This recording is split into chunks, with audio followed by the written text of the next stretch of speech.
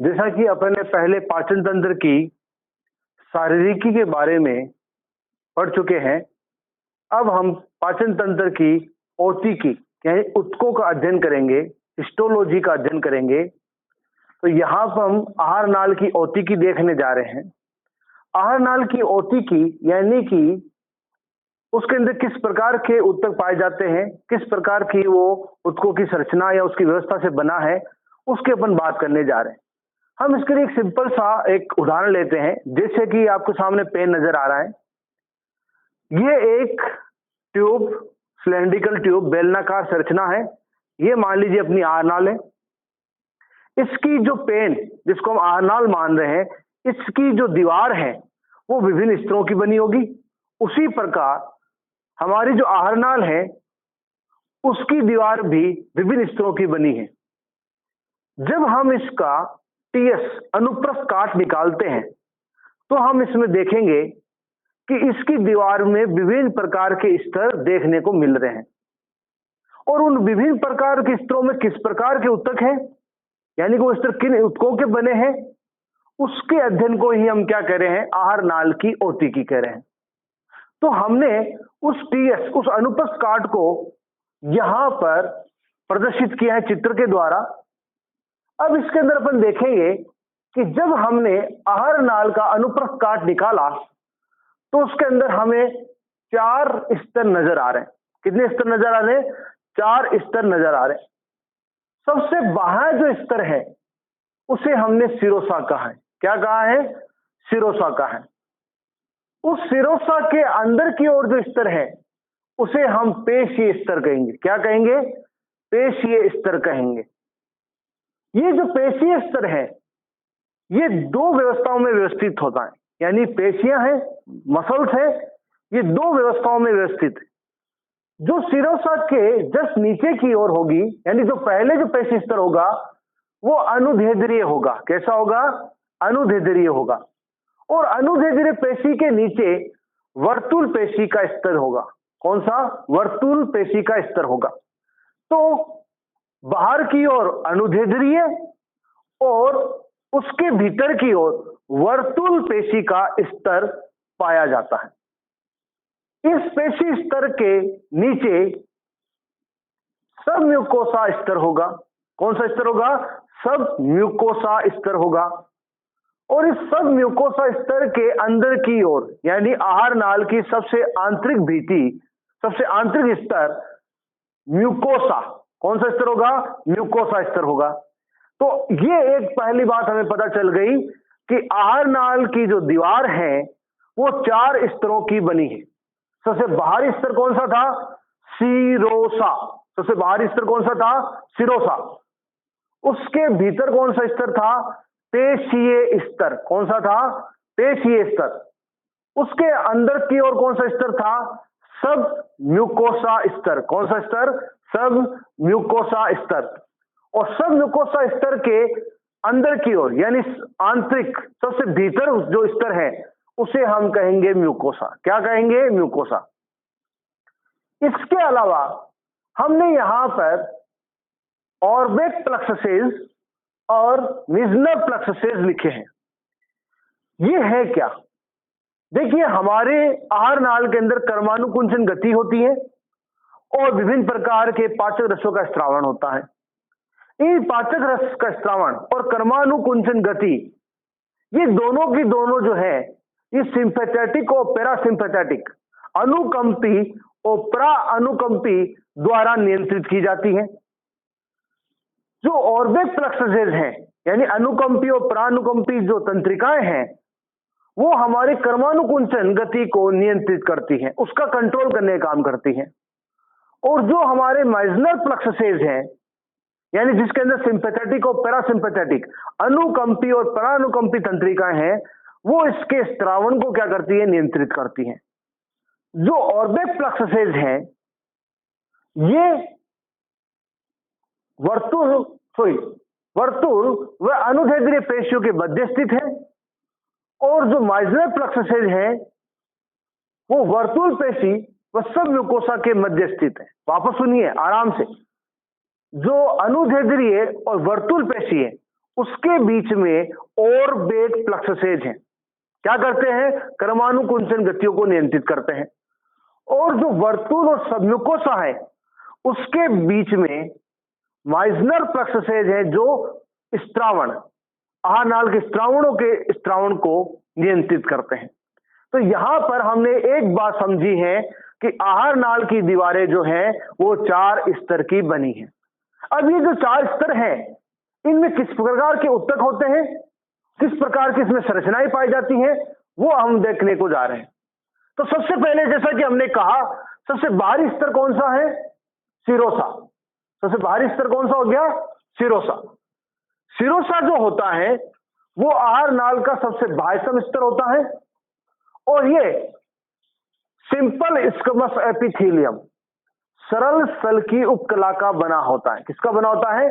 Simple स्क्वमस epithelium, सरल सल की उपकला का बना होता है। साथ ही साथ इसमें सफेद तंतुक संयोजी ऊतक भी पाए जाते हैं।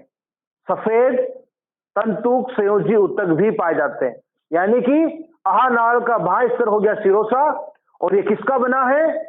सरल सल की उपकला का, वह सफेद तंतुक संयोजी ऊतक का बना होता है। लेकिन जो ग्रसिका है, जो ओइसोफेगस है, उसके अंदर केवल सफेद तंतुक संयोजी ऊतक का ही स्तर पाया जाता है, और इस प्रकार के स्तर को हम ट्यूनिका एडवेंसिया के नाम से जानते हैं। किस नाम से जानते हैं? ट्यूनिका एडवेंसिया के नाम से जानते हैं। इस स्तर में केवल सफेद तंतुक संयोजी ऊतक ही उपस्थित होते हैं। तो सबसे बाह्य स्तर की बात कर ली, सिरोसा की बात कर ली, कौन से ऊतक है उसके अंदर? सरल सल की उपकला। और मैं अगर ओइसोफेगस, ग्रसिका की बात करूं तो कौन से ऊतक होंगे? सफेद तंतुक संयोजी ऊतक होंगे। इसीलिए हमने उसका नाम क्या रखा? ट्यूनिका एडवेंसिया। फिर हम भीतर की ओर जाएंगे तो हमें अगला स्तर मिलेगा, जिसको हमने कहा था पेशीय स्तर। क्या कहा था? पेशीय स्तर। जैसा कि नाम से पता चल रहा है, किसका बना है? पेशियों का बना है। बाहर की ओर कौन सी पेशी है? अनुदैर्ध्य पेशी है। उसके अंदर की ओर कौन सी पेशी है? वर्तुल पेशी है। इस प्रकार की व्यवस्था क्यों है? सारी अनुदैर्ध्य हो जाती या सारी वर्तुल हो जाती? ऐसी व्यवस्था इसलिए है कि ये दोनों एक दूसरे पर फिसल सके। तो एक दूसरे में फिसलेगी तो एक गति उत्पन्न होगी, जिसे हम बोलते हैं परमाणु कुंचन गति। तो आहार नाल में पाए जाने वाली गतियों को क्या कहा जाता है? परमाणु कुंचन गतियां कहते हैं। और ये परमाणु कुंचन जो गतियां हैं, ये अनुदैर्ध्य वर्तुल पेशियों की व्यवस्था के कारण है। तो यानी कि क्वेश्चन हमारा बन जाता है, प्रश्न हमारा बन जाता है कि परमाणु कुंचन गतियां कहां पाई जाती हैं? तो हम क्या कहेंगे? परमाणु कुंचन गतियां पेशीय स्तर में पाई जाती हैं। अब आप देखिए कि पेशीय स्तर जो है परमाणु कुंचन गतियां उत्पन्न कर रहा है, तो बात यह आती है कि सर्वाधिक परमाणु कुंचन गति कहां होगी? तो सर्वाधिक परमाणु कुंचन गति कहां होगी? आमाशय में। कहां होगी? आमाशय में। क्यों होगी? क्योंकि आमाशय में पेशीय स्तर सबसे मोटा होता है। पेशीय स्तर क्या होता है? सबसे मोटा होता है। और क्यों मोटा होता है? क्योंकि हमने कहा कि यहां पर बाहर की ओर अनुदैर्ध्य पेशी, अंदर की ओर वर्तुल पेशी, लेकिन आमाशय में वर्तुल पेशी के अंदर भी एक अतिरिक्त स्तर होता है, जो कि तिर्यक पेशियों का बना होता है। किसका बना होता है? तिर्यक, तिरछी पेशियों का बना होता है। तो अर्थात आमाशय में कितने स्तर हो गए पेशी के? 3 स्तर, अनुदैर्ध्य, वर्तुल और तिर्यक, तिरछी पेशी, जिसके कारण आमाशय के अंदर पेशी स्तर अत्यधिक मोटा हो गया है। और जब मोटा होगा पेशी स्तर, तो उसमें परमाणु कुंचन गतियां भी क्या होगी? ज्यादा होगी, अधिक होगी। सबसे कम परमाणु कुंचन गतियां कहां है? मलाशय में। क्यों है? क्योंकि पेशी स्तर पतला है। पेशी स्तर क्या है? पतला है। तो यहां पर सबसे अधिक परमाणु कुंचन गतियां कहां होती हैं? आमाशय में। सबसे कम परमाणु कुंचन गतियां कहां होती हैं? मलाशय में। परमाणु कुंचन गतियां कौन से स्तर में होती हैं? पेशीय स्तर में। तो यहां पे हमने पेशी स्तर की बात की। अब उसके अंदर हम जा रहे हैं सब म्यूकोसा स्तर। कौन सा स्तर? सब म्यूकोसा स्तर। किन ऊतकों का बना होगा? ढीले संयोजी ऊतक। आपने बच्चों ऊतक पढ़े होंगे, टिश्यू पढ़े होंगे, उसमें एक नाम पड़ा होगा ढीले, लूज कनेक्टिव टिश्यू, ढीले संयोजी ऊतक। तो यहां पर सब म्यूकोसा जो है वो ढीले संयोजी ऊतक का बना होता है। और इस ढीले संयोजी ऊतक के बने स्तर में लसिका वाहिनियां, तंत्रिकाएं, इनका जाल, इनका नेटवर्क पाया जाता है। और ड्यूोडेनम की सब म्यूकोसा में, किसकी म्यूकोसा में? ड्यूोडेनम, ग्रहणी के सब म्यूकोसा में एक विशेष प्रकार की बहुकोशिकीय ग्रंथि पाई जाती है जिसे हम बुर्नर ग्रंथि के नाम से जानते हैं। कौन सी ग्रंथि? बुर्नर ग्रंथि पाई जाती है। यह बुर्नर ग्रंथि जो है ये आंतररस का नॉन एंजाइमेटिक भाग बनाती है। नॉन एंजाइमेटिक भाग से मतलब समझे कि जो तरल माध्यम होता है, जो तरल पदार्थ होता है जिसमें जल और बाइकार्बोनेट होता है, वो कौन बनाता है? बुर्नर ग्रंथि बनाती है। तो बुर्नर ग्रंथि कहां पाई जाती है? ड्यूोडेनम के सब म्यूकोसा में। सब म्यूकोसा किसका बना है? ढीले संयोजी ऊतक का बना है। और इसके अंदर किस प्रकार का तंत्र पाया जाता है, किस प्रकार का जाल पाया जाता है? लसिका वाहिनियों और तंत्रिकाओं का जाल पाया जाता है। तो यानी कि क्या कि मैंने जैसे ही आर नाल को बाहर से अंदर की ओर खोला तो मुझे किस स्तर के अंदर लसिका वाहिनी और तंत्रिका देखने को मिली? सब म्यूकोसा स्तर। किसमें मिली? सब म्यूकोसा स्तर। अब अपन सबसे आंतरिक स्तर में जा रहे हैं जिसका नाम क्या था? म्यूकोसा। क्या नाम था? म्यूकोसा स्तर। ये जो म्यूकोसा स्तर होता है ये 3 स्तरों में बटा होता है। कितने स्तरों में बटा होता है? 3 स्तरों में बटा होता है। हम बाहर से अंदर की ओर जब जाएंगे तो हमें सबसे पहला स्तर देखने को मिलेगा म्यूकोसा मस्कुलरिस, म्यूकोसा पेशी स्तर। क्या नाम मिलेगा? म्यूकोसा का सबसे बाहरी स्तर कौन सा होगा? म्यूकोसा पेशी स्तर। ये म्यूकोसा पेशी स्तर जो होता है ये भी अनुदैर्ध्य वर्तुल या मैं कहूं लंबवत या गोलाकार पेशियों का बना होता है। इसके अंदर जो अवशोषण क्षेत्र होता है वो बढ़ जाता है। क्यों बढ़ जाता है? क्योंकि ये वलय बनाते हैं, फोल्ड्स बनाते हैं। अब वलय बनाते, फोल्ड्स कैसे बनाते हैं? देखिए, ये पेशी स्तर है और सबसे पहला पेशी स्तर किसका है? ये म्यूकोसा का है। उसके ऊपर 2 अतिरिक्त स्तर और होंगे, यानी संपूर्ण म्यूकोसा किस पे ठहरी हुई है? उसकी नींव क्या है? पेशियां हैं। तो जब ये पेशी नीचे की ओर जब इनमें गति होगी, क्रमानुकुंसन गति होगी, तो क्या होगा? ऊपर की सारी संरचनाएं क्या होगी? हिलेगी। उस सभी संरचनाओं के हिलने के कारण और वलयों के बनने के कारण अवशोषण क्षेत्र बढ़ जाएगा। क्या बढ़ जाएगा? अवशोषण क्षेत्र बन जाएगा। और इन म्यूकोसा में बने इन वलयों को हम बोलते हैं वॉल ऑफ कर्करिंग। क्या कहेंगे? Wall of Kerckring. क्या कहेंगे बच्चों? Wall of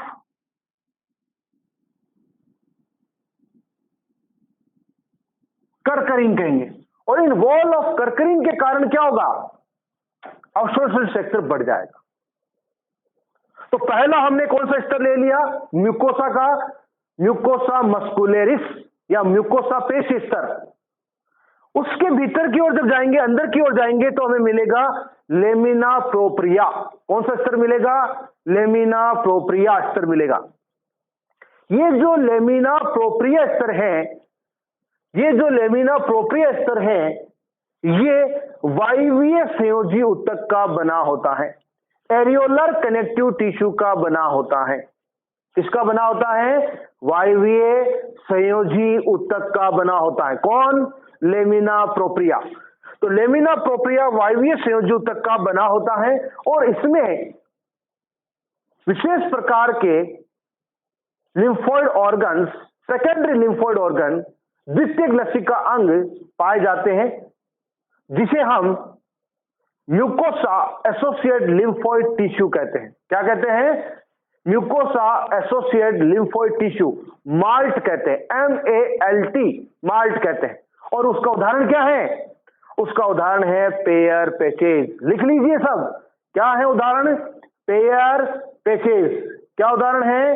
pair patches. और ये एक तरह से आहार नाल की प्रतिरक्षा, इम्यूनिटी बनाने में भी सहायता करता है।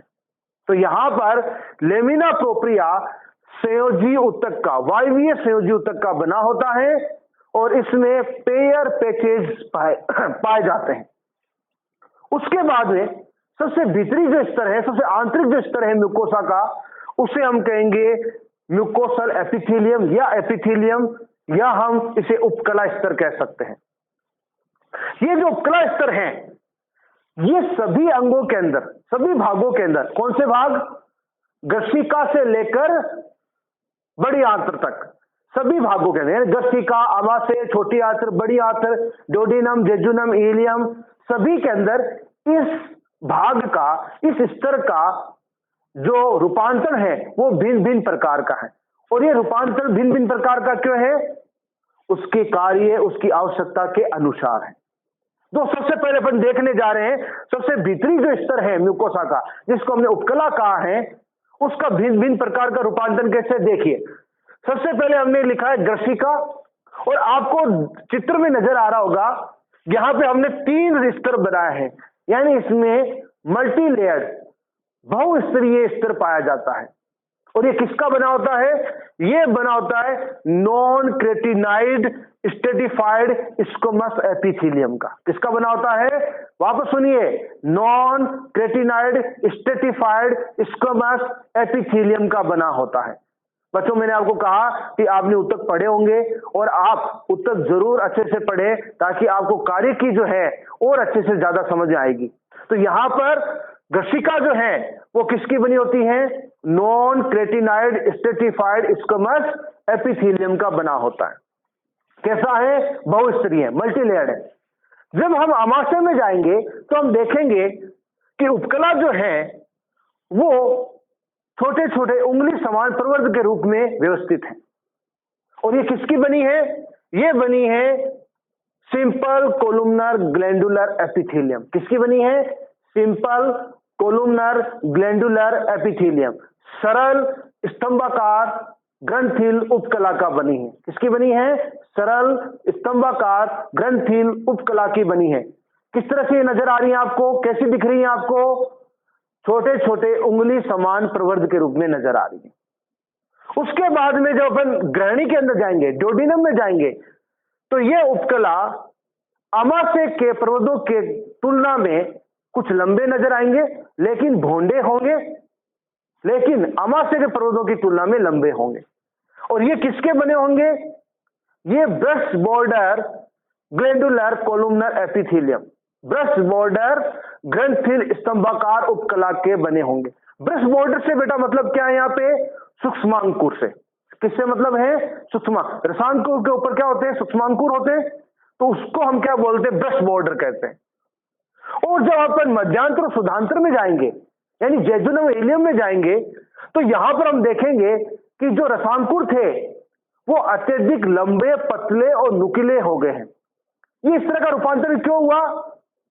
अवशोषण के कारण। यानी कि सबसे अधिक अवशोषण कहां होगा? जेजुनम में होगा। क्यों होगा? कि सर्वाधिक मात्रा में रसांकुर कहां पाए जाते हैं? जेजुनम में। कैसे हैं? पतले, नुकीले और अच्छे से विकसित है। तो इसीलिए अवशोषण सबसे ज्यादा कहां होता है? जेजुनम में होता है। अब हम यहां पे देखेंगे कि ये जो रसांकुर हैं, इनके आधार पर कुछ दरार रूपी संरचनाएं पाई जा रही हैं, और इन दरार रूपी संरचनाओं को हम बोलते हैं लिबर कोहेन की दरारें। लिबर कोहेन वैज्ञानिक का नाम है। उन्होंने इसको देखा, उसको समझा, उसको समझाया, तो इसका नाम रखा लिबर कोहेन की दरारें। तो यहां पर रसांकुर के आधार पर एक विशेष प्रकार की जो संरचना है, जिसे को हमने क्या कहा है? लिबर कोहेन की दरारें कहा। क्या कहा है? लिबर कोहेन की दरारें। और इस लिबर कोहेन की दरारों की भीति पर पेनेट कोशिकाएं पाई जाती हैं, जो एक कोशिकीय कोशिका है। कौन सी कोशिका? पेनेट कोशिका, एक कोशिकीय होती है। ये जो पेनेट कोशिका होती है, ये आंतररस का एंजाइमेटिक भाग, एंजाइमेटिक भाग से मैंने क्या मतलब बताया? एंजाइम का स्त्रावण। नॉन एंजाइमेटिक भाग का मतलब क्या? कि जो तरल पदार्थ जल माध्यम जो स्त्रावित कर रही है। तो जल माध्यम स्त्रावित कौन कर रही थी? बुर्नर ग्रंथि। कहां थी? ड्यूोडेनम की सबम्यूकोसा में। और पेनेट कोशिका एंजाइमेटिक भाग, यानी दोनों ग्रंथियां मिलकर क्या बना रही हैं? आंतरीय रस बना रही हैं। और इस आंतरीय रस को सल्कस एंटेरिकस के नाम से भी जानते हैं। तो आंतरीय रस कहां बन रहा है? लिबर कोहेन की दरारों में। कहां बन रहा है?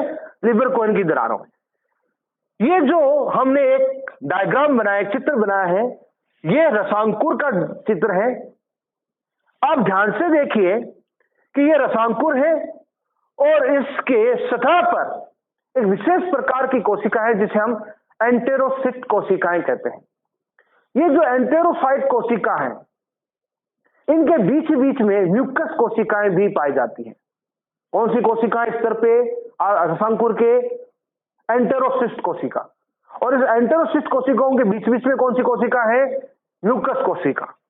और इन एंटेरोसिस्ट कोशिकाओं के शीर्ष पर छोटे छोटे रोम समान संरचना पाई जा रही है, जिसको हम सूक्ष्मांकुर कहते हैं। क्या कहते हैं? सूक्ष्मांकुर कहते हैं। और ये जो रसांकुर है, इसके अंदर की ओर लसिका वाहिनी, रक्त वाहिनी आदि पाई जाती है। यहां पर लसिका वाहिनी का एक महत्वपूर्ण भूमिका है, जिसका हम अवशोषण में और पाचन में, कार्यकी में, दोनों में देखेंगे कि ये वसा के अवशोषण में सहायक होती है। कहां पे? वसा के अवशोषण में कौन सहायक होती है? लसिका वाहिनी। तो यहां पर रसांकुर के अंदर की ओर लसिका वाहिनी व रक्त वाहिनियां पाई जाती हैं, जबकि उसके ऊपर की ओर शीर्ष भाग में सूक्ष्मांकुर पाए जाते हैं। तो यानी कि क्या हो गया कि ये म्यूकोसा की आंतरिक स्तर जो उपकला है, वो क्या करता है? रसांकुर का निर्माण करता है। लेकिन पूरा का पूरा जो म्यूकोसा है, एक वलय समान, एक वलन समान, एक फोल्ड के जैसी संरचना बनाते हैं, जिसे वॉल ऑफ कर्करिंग कहते हैं। और ये सभी संरचनाएं अवशोषण क्षेत्र को बढ़ाती हैं। क्या करती हैं? अवशोषण क्षेत्र को बढ़ाती है। तो यानी मैं कहूं, क्या कह सकता हूं कि वॉल ऑफ कर्करिंग, उसके ऊपर क्या? उसके ऊपर रसांकुर, रसांकुर के ऊपर क्या? सूक्ष्मांकुर, माइक्रोविलाई। और ये सभी संरचनाएं मिलकर अवशोषण क्षेत्र को क्या कर रही है? बढ़ा रही है। तो यहां पर हमने देखा कि आहार नाल की जो ओतिकी है, उसकी उत्कों की जो व्यवस्था है, जो संरचना है, वो इस प्रकार है कि आहार नाल की दीवारें 4 स्तर की बनी होती हैं। सबसे बाएं स्तर को हम सिरोसा, उसके अंदर के स्तर को हम पेशी स्तर, उससे अंदर की ओर स्तर को हम सम्यूकोसा, और सबसे भीतरी स्तर को, सबसे आंतरिक स्तर को हम म्यूकोसा के नाम से जानते हैं। जो सिरोसा है वो सरल सल के उपकला का बना होता है। जो उसके अंदर जो पेशी स्तर है वो अनुदैर्ध्य वर्तुल पेशियों का बना है। जो सबम्यूकोसा है वो ढीले संयोजी ऊतक का बना है। और सबसे आंतरिक जो स्तर, जो उपकला, जो म्यूकोसा स्तर है, वो पुनः 3 स्तरों का बना है। म्यूकोसा मस्कुलरिस, लेमिना प्रोप्रिया, और सबसे आंतरिक स्तर उपकला, जिसका विभिन्न प्रकार का रूपांतरण हमने देखा। और यह विभिन्न प्रकार का रूपांतरण उसकी आवश्यकता, उसके कार्य के अनुसार है।